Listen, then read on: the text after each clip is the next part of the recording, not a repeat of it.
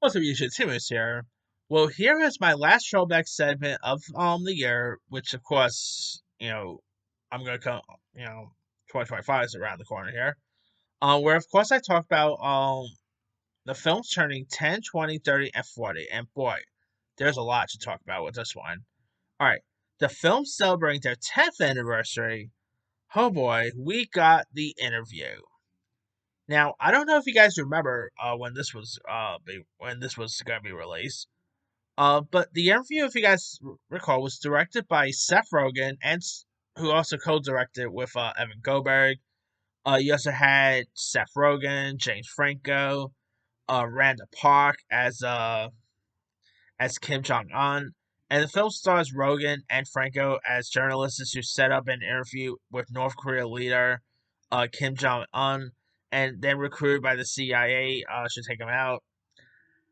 Oh boy, I remember when this thing was released.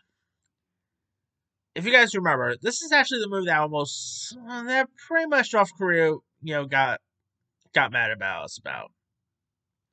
And of course, there was lots of dress around this film, so they actually put it out from AMC theaters, Regal, and all. I was actually able to watch this movie in theaters, by the way, because the one in the independent theater down here, Cinema Village, was like the only theater here in New York City that was showing it. So I'm like, I ain't scared of North Korea, so I decided to just go watch, just go all the way down to 12th Street to actually watch this thing. So it's still a pretty fun film though. Seth Rogen and Jane Franco here was fun. Of course, you had a fun cameo by Eminem, which that cameo with Eminem always cracks me up every time. Yeah, of course, you had fun cameos by Joseph Gordon-Levitt. I mean, despite the controversy, and I believe this was also the film that Sony, if I recall correctly, I believe this was also the film that where Sony also got hacked that time. Remember, with the whole Sony hack type stuff, and of course that's when we first learned about the Man in Black 21 Jump Street crossover. Then there was that and May thing that they were planning to do. I mean, yeah, it wasn't the best year for to be Sony. Anyway, also turning 10 is Into the Woods. Now, this is of course based on the famed Broadway musical by Stephen Sondheim. And if you guys don't know much about the story, it is inspired by the Grimm's brothers fairy tale, including Little Riding Hood, Cinderella, Rapunzel, and centers on a childless couple and sets out to end a curse that's placed on them by a vengeful witch, played by Meryl Streep, who I think got an Oscar nomination for this, if I'm not mistaken. You had Johnny Depp as the big bad wolf. James Corden was in this. Emily Blunt. Who else? Oh yeah, you had Anna Kendrick. You had some really disappointing players in this too. Like you had folks from the likes of Cinderella to Rapunzel, Jack the Beanstalk. It's a really decent musical worth giving a go. The music is pretty decent. Directed by Rob Marshall, who gave us Chicago. Really decent music out there. All right. Also turning 10 is the Tim Burton film Big Eyes. Now, Big Eyes, starred Amy Adams and Christoph Waltz, and it's about the relationship between American artist Margaret Keane and her second husband Walter Keane, who in the 1950s and 60s took credit for Margaret's phenomenally popular paintings of people with big eyes. And Big Eyes is a really nice little film. Like, it's not Tim Burton's best work, nothing like that. It's not as good as, let's say, Edward Scissorhands or even most recent Beetlejuice, or even Beetlejuice itself. But it's still a really decent one, worth giving a go. And it was a very more different Tim Burton film than he's done recent. So not a bad little film if you guys haven't seen it. All right, also turning 10 is Unbroken. Now, Unbroken was directed by Angelina Jolie, and starred the likes of Jack O'Connell as American Olympian and Army officer Louis Zabrini, and Mavai as Imperial Japanese Army IGJ a co-pro one who plays like an Imperial Japanese Army here, and of course Zabrini survived in the in the raft for 47 days after his bomber ditch in the ocean here. And it's a really intriguing little film. Like Angelina Jolie did a really great job with this one. Jack O'Connor did pretty good here too. Really decent flick if you guys haven't seen that one. All right, also turning 10 is The Gambler. The Gambler, of course, was a remake of a film that premiered like in the 1960s, if I'm not mistaken, or 74, I'm gonna say. It was directed by Rupert Wyatt, who was coming off of Rise of the Planet of the Apes at the time. And sadly, also features the final film performance by legendary actor George Kennedy. You had John Goodman, Brie Larson, the late Michael K. Williams, Andre Bravo, and in it, it's where like literature professor Jim Bennett, played by Mark Wahlberg, pretty much leads a secret life as a high stakes gambler and always a risk taker. He pretty much beats or when he borrows from a gangster and offers his own life for collateral. And John Goodman like plays the villain in this, and holy cow, John Goodman! It's always great seeing John Goodman as the villain. Like he is always the man when it comes to these type of roles. And he's really good in that. So if you guys haven't seen The Gambler, really decent flick there. All right, now lots of films turning 20 this week.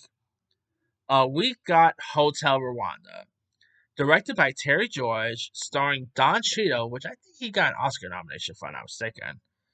You've got Walking Phoenix, and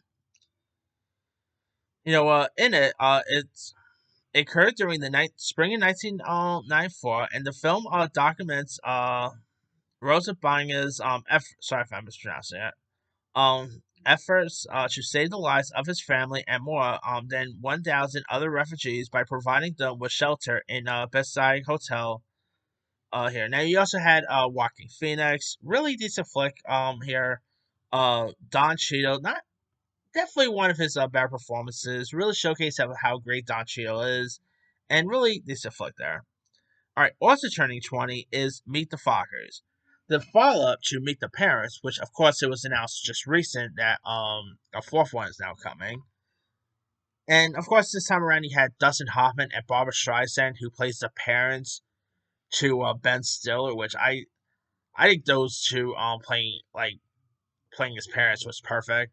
Once again, you have Robert De Niro coming back. This time around you have Greg Fokker, who is in with like his soon to be in laws were like Jack and Diane Burns, and of course the hyper relaxed Fockers and Holly wounded Bynrus says are ruefully mismatched from the start, and no matter how hard Greg and Pan try, there's no bringing like their families together here. So obviously it's like two different families now. The first was just Rob De Niro and Blythe Danner, and now this time around we got Ben Still's parents here, and it's actually pretty. It's not as funny as let's say Meet the Parents was, but I still quite like Meet the Fockers, and I enjoyed Little Fockers. I don't care what anyone says. Little Fockers is a lot of fun, and I'm looking forward to check out the fourth one whenever that comes out. All right, also turning 20.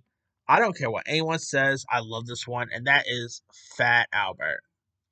Now, it's a little awkward talking about Fat Albert now because of Bill Cosby, but I adore this film. I know it didn't really get good reviews at the time. Loads of people really dislike it. And you did have a little Bill Cosby cameo in this as well, playing himself. But I really quite enjoy this movie a lot. Here, of course, you got Kenan Thompson, who plays the Tyrell, who, of course, at the time, Kenan Thompson became now more famous for his SNL days and stuff like that, which he's been on SNL for quite some time. I can't remember how long he's been on that show for, but obviously Kenan Thompson was always best known for Kenan and Kel. Like before SNL fame, Kenan and Kel or that. Who doesn't love Kenan Thompson, right? And I always love him as Fat Albert. You know, uh, of course, this is based on the iconic 1972 TV show Fat Albert and the Cosby Kids, where of course you have Fat Albert who transforms into cartoon characters into dementia humans who have come to grips and differences that exist between the world and the real world, and of course they have to help this this girl played by Kyla Pratt make friends and all. And I really quite like the karaoke scene with Fat Albert. I mean, you also had Omarion was in this. Tubi Boy now, Marcus Houston, which that guy does lots of Tubi films nowadays. Which, hey, need the money, I guess. Uh, but yeah, I quite like Fat Albert. Again, it's not like one of the best comedies of all time, nothing like that. But I used to always watch this thing tons of times. It's a lot of fun. It's really charming. If you guys never seen Fat Albert, go watch it. And I wonder if you could do a Fat Albert without Bill Cosby. I mean, might be really hard to do a new Fat Albert because of Bill Cosby, but who knows if they'll ever do any like Albert related stuff. Or maybe we could get a Fat Albert who remembers from South Park. Anyway. Oh yeah, you had Aaron. I forgot Aaron Carter was also in this too, which R.I.P. All right, also turning 20 is The Woodsman, which starred the likes of Kevin Bacon, Kara Cedric, Mos Def, Eve, Micah Shannon, and the film follows a convicted child molester who must adjust to life after being released from prison here. And this is a very intense film to check out. Kevin Bacon's pretty good in this. Of course, his wife, Kara Cedric, was good too. So, a very odd film to watch, but really decent, to say the least.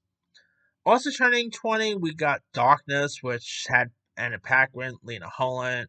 And it's more like an American family who moves into a house in the Spanish countryside where six children disappeared during an occult ritual 40 years before.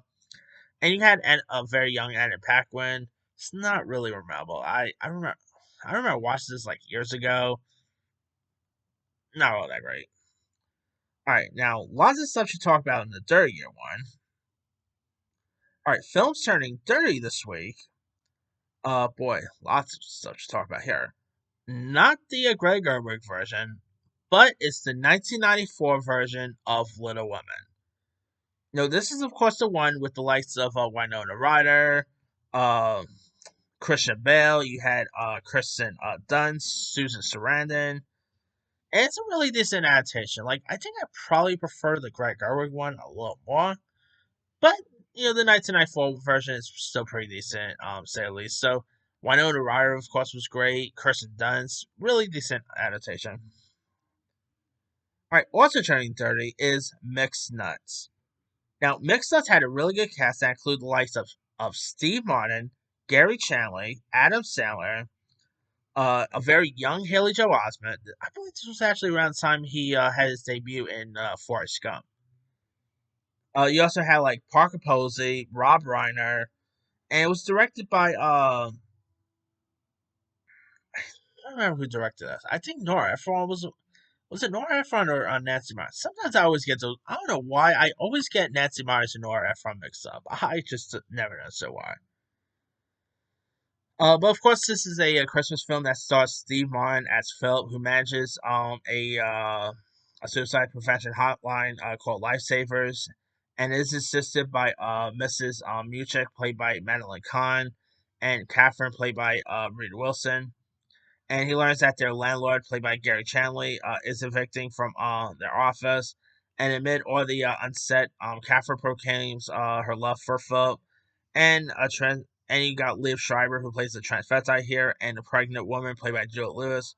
Everything's and also it's obviously a dysfunctional family type film. Not really the best Christmas film, but it had some of its moments. Not a bad one there. All right, also turning 30, we got Richie Rich, which of course stars Macaulay Culkin. And this was requested obviously around time where like Macaulay Culkin was trying to branch out away from Home Alone. And Richie Rich is a pretty fun little film. Of course you had obviously you had John Larroquette, Edward Herrmann was also in this. Uh, and this was actually, believe it or not, this was actually Macaulay Culkin's final film he did as a child actor. Obviously, he then became more of a teenager, and then did more like more adult type roles down the line.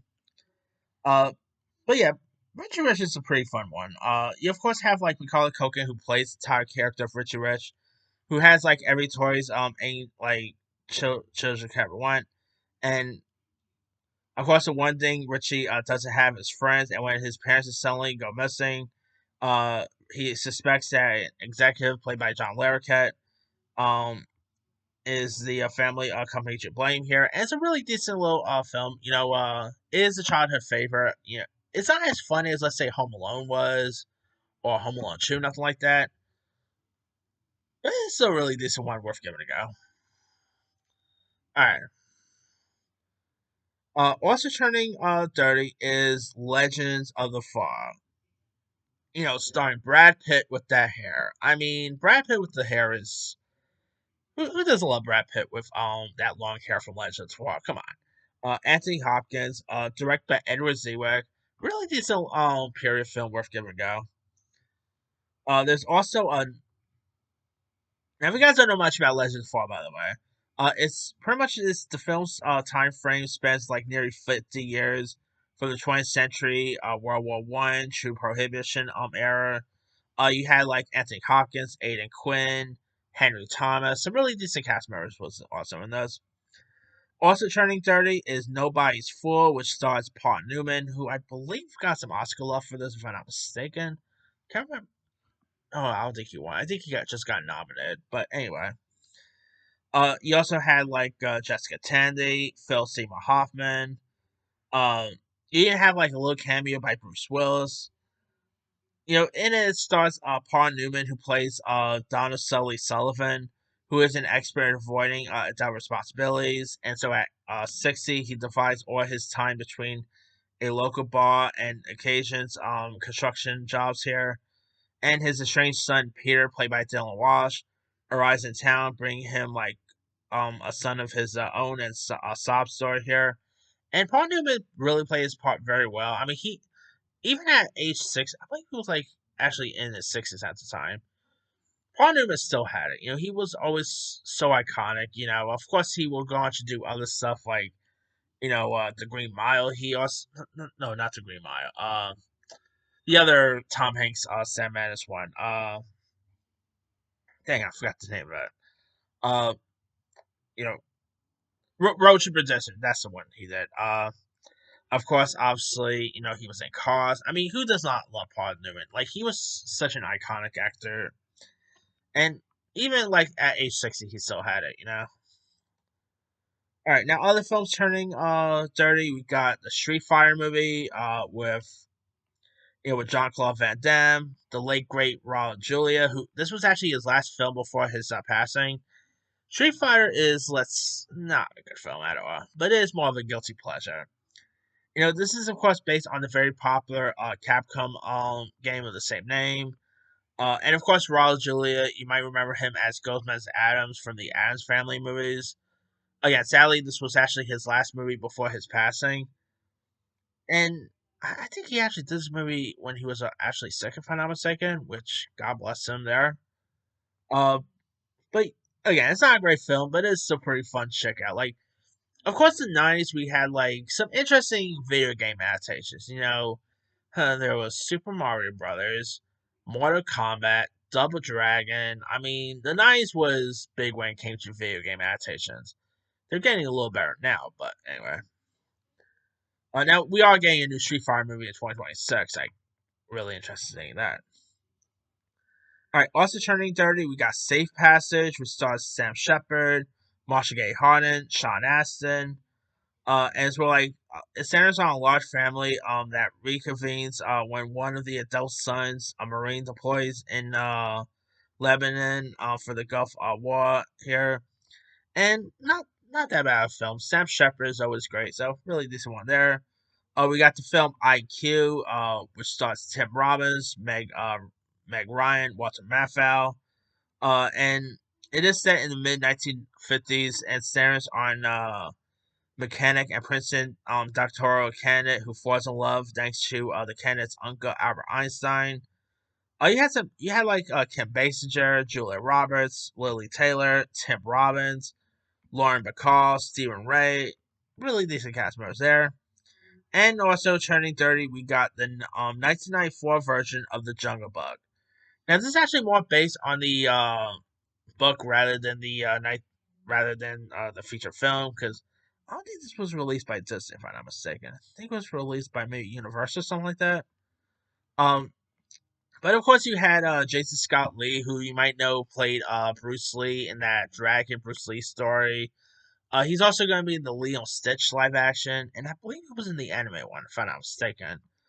You also had Carrie Elwes, a very young Lena Headey. This was like years before Game of Thrones fame. I think this was her first feature, if I'm not mistaken. Sam Neill, John Cleese. It's not a great film. I think the best live action Jungle Book is still the 2016 version, but it's still a pretty decent one, worth giving a go. I mean, definitely the looks of the animals was pretty cool. It was pretty entertaining. And also not a bad one. All right, now films turning 40 this week. We got Birdy, which is of course stars the likes of Nicolas Cage, Matthew Modine, and set in 1960s Philadelphia, Pennsylvania, and focuses on the friendship between two teen boys, Birdy, played by Modine, and Al Colombo, played by Cage, and it also presents in flashbacks and all. And crazy to believe that Nick it is insane to believe Nick Cage did movies when he was a teenager. That's insane to believe. Like it's been like pretty much it's been like 4 years of Nick Cage. Like he also did stuff like Fast Times at the time, and he was always he's still great, but obviously he was trying to find his foot in the store in the 80s and stuff. So obviously he's related to Francis Ford Coppola, who gave us The Godfather, so that definitely helped. So yeah, not a bad film here. Like I still think his like better roles in the 80s was obviously Raising Arizona, Moonstruck. Like he still does great stuff, but anyway.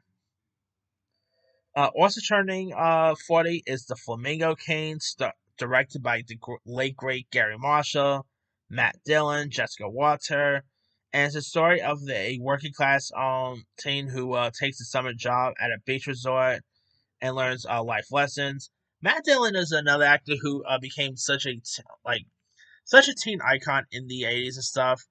With obviously The Outsiders and everything. So not a bad film he did here. All right. Also turning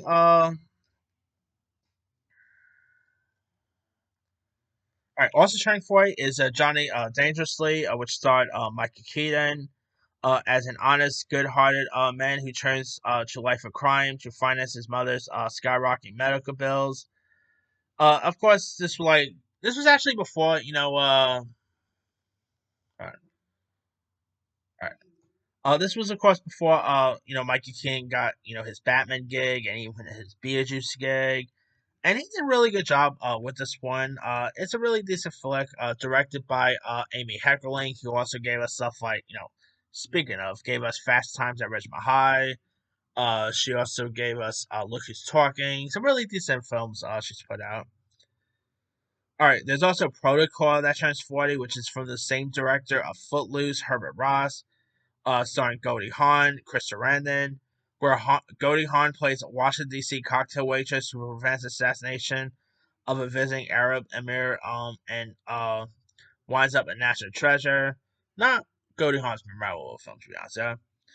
There's also Mickey and Maude, which stars Dudley Moore and Reckoning, Amy Irving. Now, Dudley Moore was always a comedy legend, but this was probably not the ones I've seen a whole lot. Um, oh yeah, you also had Andre the Giant in this. Wow. Also, there's Mr. Schofield, directed by Gillian Armstrong, starring the likes of Diane Keaton, Mel Gibson. And of course, is the story of condemned brothers Jack and Ed Biddle, who escaped prison with the aid of Skate Schofield, the Warden's wife, and also not really that memorable. Directed by Gillian Armstrong, and also, yeah, but that's pretty much it there. Let me leave you guys. Which of these films stand you the most? To me, the 10-year one is actually going to be The Interview. That is actually the better film on that list, in my opinion. The 20-year one, I should say Meet the Fockers or Hotel Rwanda. It's gonna be unpopular to say, but I'm actually gonna go with Fat Albert. That movie actually holds a little place in my heart. I'm sorry, I just really like that Fat Albert movie. The dirtier one is of course going to go to probably Richie Rich. Like who doesn't love Macaulay Culkin, right? And the 4 year one, I'm probably gonna go with. Let's see. Probably the Flamingo Kid. That is the better film on that list. Anyway, drop comments below. Don't forget to like, subscribe, hit that bell for more notification. This is Simmer signing.